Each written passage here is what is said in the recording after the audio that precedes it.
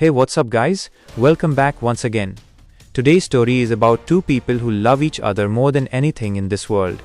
But fate traps them in a situation where they are standing just a few feet apart and still can't save each other. Tell me, is it really that easy?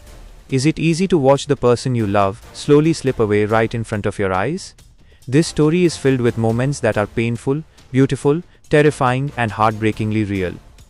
Our story begins with Brad and Lexi, a married couple living a quiet, comfortable life in Los Angeles. Brad stays home and takes care of the house while Lexi works at her corporate office downtown. Their mornings are simple and sweet. One peaceful morning, Brad makes coffee for Lexi, gently wakes her up and kisses her forehead. The radio plays softly in the background, giving continuous city updates, something they both like to stay informed about. Brad prepares her lunch, and Lexi leaves for work after teasing him about finishing a few chores. But that normal morning doesn't stay normal for long. While listening to the radio, Brad suddenly hears breaking news. Multiple chemical explosions have just occurred across Los Angeles. The reporter is speaking live with a woman near one of the explosion sites. Her voice begins to choke, she struggles to breathe, and then the connection cuts off. Silence. Then chaos. The reporter urges everyone to stay indoors immediately. Brad freezes. The first thought in his mind is Lexi. She's outside. She's out there in the middle of whatever is happening. He tries turning on the TV, no signal. He runs outside and sees smoke rising in the distance. Sirens. Panic in the air. He calls Lexi again and again, no answer. He calls her office, no answer. The radio now reports that a dangerous chemical toxin may have been released, and authorities are advising citizens to quarantine immediately. Brad can't just sit there. He leaves her a voicemail, telling her not to panic, he's coming to get her. He grabs his keys and drives into the chaos. On the way he sees people running home, police blocking roads, and emergency vehicles everywhere. He tries taking alternate routes, but his car gets into a minor crash. Even then he keeps going. Then the radio announces something terrifying. The explosions have released a toxic airborne agent. Healthy individuals must avoid contact with anyone exposed. Police are quarantining infected zones. Suddenly Brad sees officers in masks stopping vehicles. One man tries to run from them. They shoot him. Brad's hands start shaking on the steering wheel. He realizes he might not reach Lexi. And if she's already exposed, what then? He drives back home in fear. On the way, he stops at a supermarket to buy plastic sheets, tape, and supplies to seal the house. As he returns, he sees ash beginning to fall from the sky like grey snow. At home, there's still no sign of Lexi. Then a neighbor named Alvaro shows up. He worked nearby and can't return to his family due to roadblocks. Brad, though hesitant, lets him stay. They hear on the radio that everyone exposed is being forcefully quarantined. The toxin is deadly. No known cure. Avoid contact at all costs. Brad waits and waits. But Lexi doesn't come. With tears in his eyes, Brad finally seals the house. He tapes the doors and windows shut. Before closing the final back entrance, he places some water bottles and clean clothes outside just in case. Night falls. The ash thickens.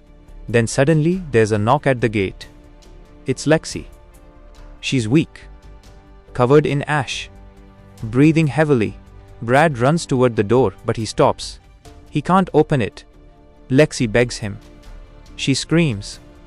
She cries. She tells him to open the gate.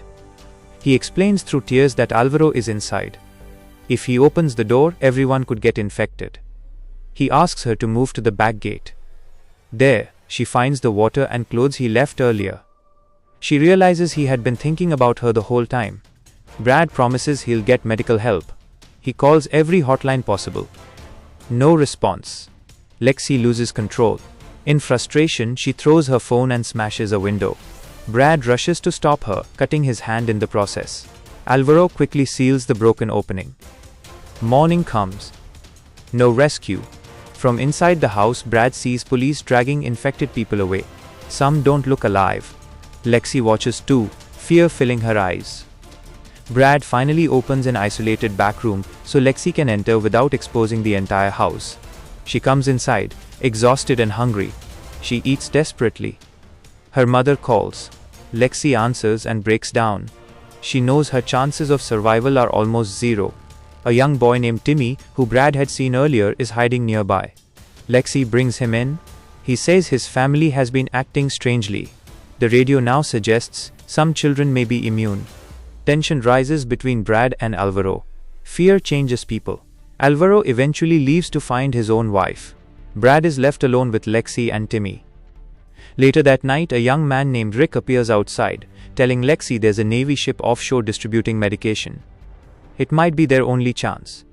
Brad begs her not to go, but he also knows staying means certain death. Lexi decides to try.